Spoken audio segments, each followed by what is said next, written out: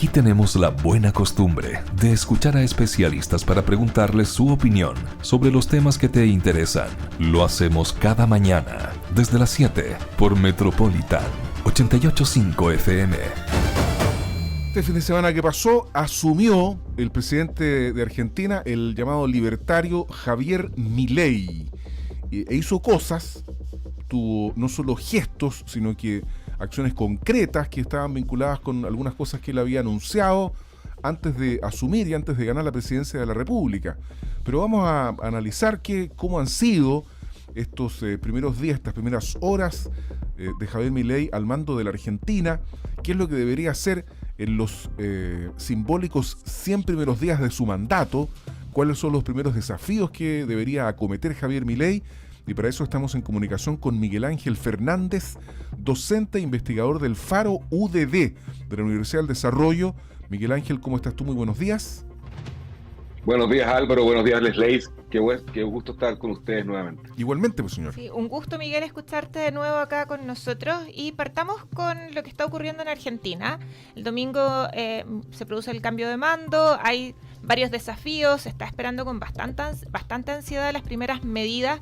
Algunas ya se tomaron, la eliminación de los ministerios, el que haya derogado el decreto para poder nombrar a su hermana en un cargo de importancia, pero entrando ya en materia, más allá de algunas cosas que ha tomado razón y que se han realizado estas últimas horas, ¿cuáles son los desafíos que tiene Milei en estos primeros 100 días? Siempre se habla de, tú lo sabes muy bien, los primeros 100 días de gobierno.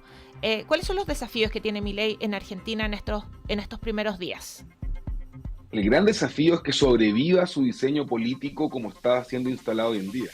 Pareciera ser que Javier Milei lo que hizo fue poner un all-in, ¿no es cierto?, emulando el póker, porque no solamente poner a su hermana es un riesgo muy grande, ¿no es cierto? Es un flanco demasiado sencillo de ataque para una oposición que ya comienza a articularse. El Partido Justicialista ya está anunciando que está mirando con atención lo que deberían ser las primeras medidas económicas de Luis Caputo, el ministro de Economía. Hubo una marcha de piqueteros ayer, a la primera marcha. Sí. Además, o sea, ni siquiera hay 24 horas de gobierno y ya comienza, ¿no es cierto?, la movilización argentina en la 9 de julio. Pero además de eso, esta reducción de ministerios, quedaron 9 ministros, ¿no es cierto?, que es un golpe carismático comunicacional muy fuerte, también es una apuesta muy arriesgada. Por lo general, cuando ingresa un gobierno, que además es un gobierno sin tradición de política partidista, 2 años de existencia, con el apoyo del PRO, un partido de más larga data, pero sin las bases territoriales de la historia argentina general, reducir el ministerio se transforma en que ya no tienes ministros fusibles, como uno le dice, ¿no es cierto? Ese ministro que ingresa, que es una apuesta, y que si sale no hay mayor deterioro de la comisión política, ¿no es cierto?, de los equilibrios políticos al interior de un gobierno. Pero al reducir tanto el margen de acción de opinión pública de los ministros, en el fondo, pareciera ser bien compleja la situación. Por eso yo creo que la primera misión de Javier Milei es sobrevivir 100 días que van a ser muy difíciles, con un sistema latinoamericano que ya no goza de las lunas de miel que existían en los 90 o los 2000, y con una economía, ¿no es cierto?, que sabemos va viajando a velocidad de inflación entre el 20 y el 40%, que viene la deuda del FMI el próximo año. Entonces, de alguna manera, el mismo Milei lo dice el día domingo en su discurso inaugural, que va a haber ajuste y el ajuste va a ser muy duro. Entonces, pareciera ser que los primeros 100 días van a ser de supervivencia para el gobierno de Javier Milei y poder instalarse con algo que es muy importante: ministros que no tienen trayectoria política en los últimos 40 años. Oye, antes de seguir con el diálogo, una información que puede ser muy útil para los auditores de Metropolitan aquí en Concepción, porque se ha registrado una colisión de vehículos menores en la avenida Jorge Alessandri, ni más ni menos que en el paso sobre nivel de 21 de mayo, ese que todavía no han terminado. Por lo tanto, se va a generar mucha congestión entre las personas que vengan por el puente Juan Pablo II hacia el sector del Trébol. Esto ha pasado hace muy pocos minutos para que lo tengan a la vista. Si pueden cambiar y elegir otro puente o ingresar por el puente Yacolén o darse la vuelta, venirse por Los Carreras, sería muy oportuno porque va a haber congestión ahí en el llamado, antes lo que somos más viejos conocíamos como el puente Novis. Para que lo tengan claro. Ya. Bueno, ese siempre datos son importantes para la gente que se está moviendo. Pero volviendo a Argentina, Miguel, hay algunas cosas que tú mencionas y que en realidad pareciera ser que el panorama no es tan positivo. Tú señalaste 100 días de tratar de sobrevivir. El ministro de Economía señalaba que no hay plata y ahí directamente con todas sus letras, no hay dinero, no hay plata, hace un llamado. Uy, la cantidad de memes que hay con el no hay plata. Sí. Hay un amigo que tiene una empresa que le mandó un WhatsApp a su funcionario. No hay plata. A propósito del aguinaldo. A propósito del aguinaldo, claro, que también estábamos conversando hace recién. Pero por ejemplo, que se hace un llamado también a volver a la presidencialidad, algunos que estaban trabajando desde sus casas. Tú también señalabas el tema de la falta de experiencia. O sea, el panorama no es tan alentador, a pesar de que Milei llega con esta lógica, un poco un discurso nuevo, un discurso de transformación de la política, y va a tener que, diciéndolo bien coloquialmente, pareciera ser que va a tener que bailar un poquito con la fea. Por todo lo que significa. Sí. Incluso algunos, yo estaba leyendo algunos analistas y conversando con algunos otros colegas que probablemente Miguel también conoce, y que algunos incluso en sus miradas más optimistas no le dan que llegue a 2 años de gobierno, que probablemente pueda tener que dejar. En ese panorama tan incierto, perdón por la introducción tan larga, en ese panorama tan incierto, ¿cómo se ve todo lo que ha prometido Milei? Porque ha cambiado, algunos dicen que incluso hasta ha cambiado el tono para dirigirse a la ciudadanía. ¿Y cuáles son las expectativas en torno a lo que va a ser su gobierno estos primeros días? Mira, no te preocupes por la introducción, siempre es un gusto escuchar tus reflexiones, Leí, así que, ¿qué es la clave acá muy importante? Hay 3 elementos que hay que ver. Primero, ¿no es cierto? Javier Milei tiene una dualidad de tono, una dicotomía que está intentando instalarla desde el primer día. Que esta idea de que vienen momentos de ajuste muy complejos, lo vamos a pasar mal, en el fondo vamos a tener que hacer sacrificios, pero esto es por un bien de largo plazo. Y ese largo plazo era en el fondo la mística que ha instalado Javier Milei, es esa mítica retórica que se instaló durante su campaña de volver a la Argentina potencia mundial. Ahora, ¿cuánto dura eso? Bueno, dura hasta que le toca en el bolsillo a la gente y dura efectivamente hasta que ya pasan un par de semanas. La paciencia es algo que no caracteriza en este momento la ciudadanía latinoamericana y menos la argentina, que viene de un periodo muy duro, ¿no es cierto?, de inflación y de recesión económica. Ahora, el segundo factor importante, yo creo que esto es clave, yo creo que Javier Milei efectivamente va a cambiar el tono. De esto, hasta misma hora que estamos nosotros conversando, él está en su segundo reunión de gabinete. Y se espera que hoy día en la tarde Luis Caputo dé anuncios económicos, que va a ser lo más importante, porque necesita darle algo de certidumbre al mercado, alguna señal importante para poder más o menos manejar la ansiedad económica que se está viviendo en torno a Argentina hoy en día.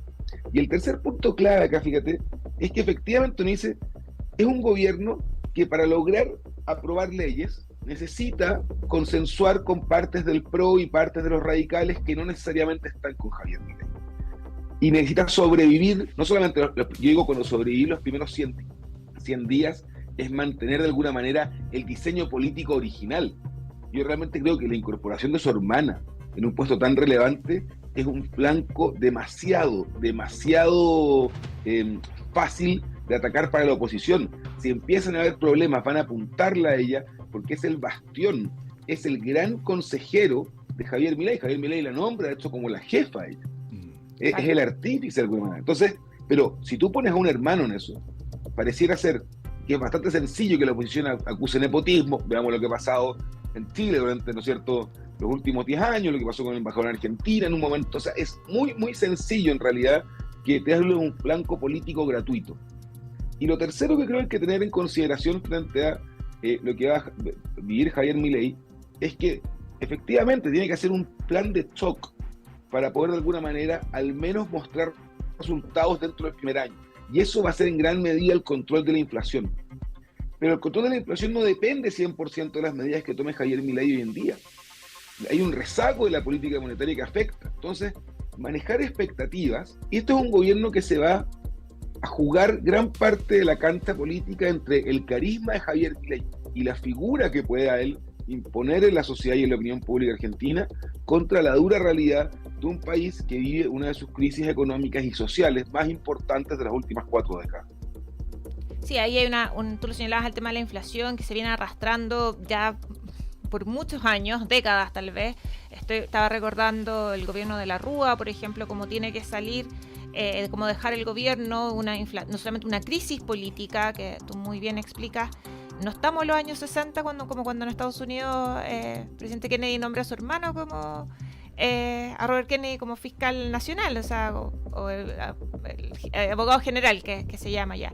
Los tiempos han cambiado y también además Argentina tiene un tema con el Fondo Monetario Internacional, que probablemente no hay plata del ministro hoy día. También el Fondo Monetario Internacional le puede decir, bueno, ustedes dijeron que no hay plata, nosotros tampoco tenemos plata para poder solventar lo que se viene o en caso de necesidad. Ahora, el panorama está haciendo un análisis muy interesante de lo que pasa dentro de Argentina o lo que puede pasar. Y este factor del Fondo Monetario, que ya tuvo problemas Argentina, y creo que lo conversamos la otra vez que nos acompañaste, Miguel, ya este año tuvo problemas Argentina para poder pagar sus créditos. ¿Qué tan posible es que el país se pueda declarar en bancarrota, llegar al default? Aquí va a depender de la muñeca política de Javier Milei, porque la única forma que tiene Argentina de pagar las cuotas con el FMI durante el año 2024 es hacer, no una fuerte, una dramática reducción del gasto fiscal para tener algo de holgura.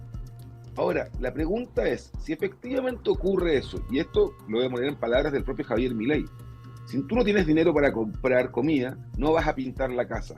Y eso lo que te está diciendo es que lo que va a hacer él va a ser reducir la parte de infraestructura. Pero esto te genera otro problema, que es el empleo público. Y eso te genera a la vez otro problema, que son las manifestaciones masivas de personas en las calles, como una probabilidad de que ocurra si tú cortas de alguna manera, ¿no es cierto?, la manguera del empleo público, que es parte fundamental del sistema económico argentino. Entonces Javier Milei está entrampado en una trampa de engranajes entre económicos, políticos y sociales, que la única forma que tiene de salir es pactar con el FMI. Ahora, yo no veo como una posibilidad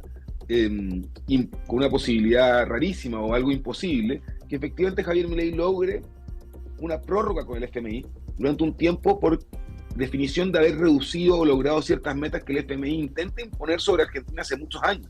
La reducción del gasto fiscal, la balanza fiscal de alguna forma, son eventos que el FMI le viene pidiendo a Argentina constantemente, pero que no se han cumplido. Entonces, si Javier Milei logra dar un poco de certeza a la FMI, ya conversó con la directora hace poco, y él en sus palabras fue una conversación muy fructífera, que en vez de durar 15 minutos duró 1 hora y media, y es una forma para dar señales de que efectivamente hay un camino para probablemente generar una prórroga de los plazos o pagar menor cantidad de la deuda durante el 2024, porque Argentina no tiene la capacidad económica en este momento, sin seguir endeudándose con otras potencias, como China, Arabia Saudita, pedir préstamos cortos para eso, de pagar las deudas con el FMI si no ocurre eso.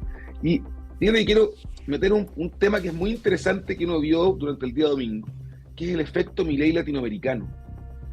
Porque Javier Milei, y uno ve los comentaristas norteamericanos, los comentaristas europeos, siempre dicen que cada ciertas décadas Argentina saca un personaje político lo suficientemente interesante para captar la atención del mundo.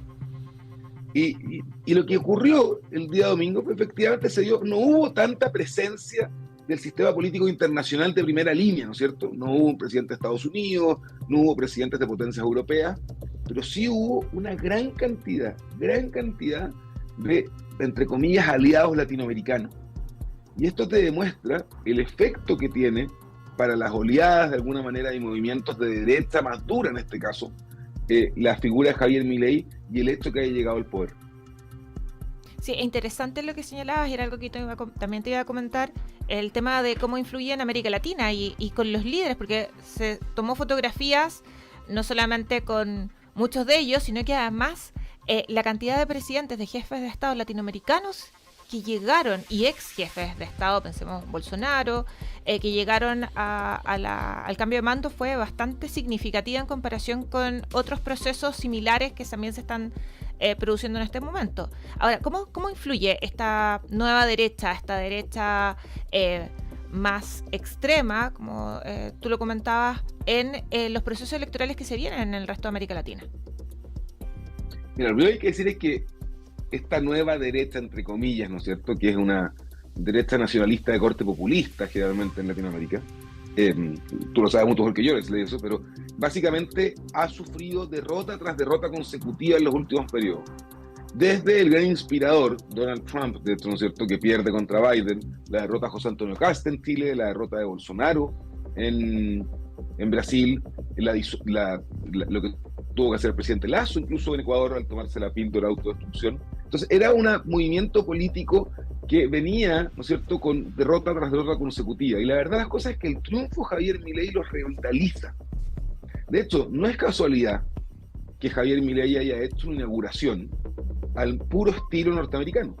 No es casualidad que Javier Milei haya instalado al momento cero de su elección la oficina del presidente electo, que parecen ser elementos bastante novedosos para Latinoamérica, pero en verdad son parte del manual de acción política de los Estados Unidos durante los últimos 50, 60 años, y la inauguración frente a la ciudadanía y de espalda a lo que sería el Congreso o el Capitolio de Estados Unidos es una tradición que data desde el inicio de la República. Entonces, uno se da cuenta efectivamente que el efecto de Javier Milei revitaliza esta idea de la batalla cultural, esta idea de una derecha sin tabús, que habla de manera directa, mucho más histriónica, basada algunas veces, o que ha logrado sus mejores resultados en candidatos carismáticos, y que en el fondo establece un mundo entre blanco y negro, que lo que genera es una polarización, al menos a nivel de representantes de Latinoamérica, lo cual sabemos que para la estabilidad democrática de un continente que tiene fama de tener oleadas de autocracia y de democracia, no es lo más sano. Miguel Ángel Fernández, docente e investigador del Faro UDD, muchas gracias por haber venido a conversar con nosotros esta mañana, que en buena costumbre, Miguel Ángel. Álvaro Arcelay, muchas gracias y buenos días a todos allá en Concepción. Que estén muy bien. Gracias, Miguel, nos vemos. Buena costumbre es actualidad y opinión con el respaldo informativo de sabes.cl por Metropolitan 88.5 FM.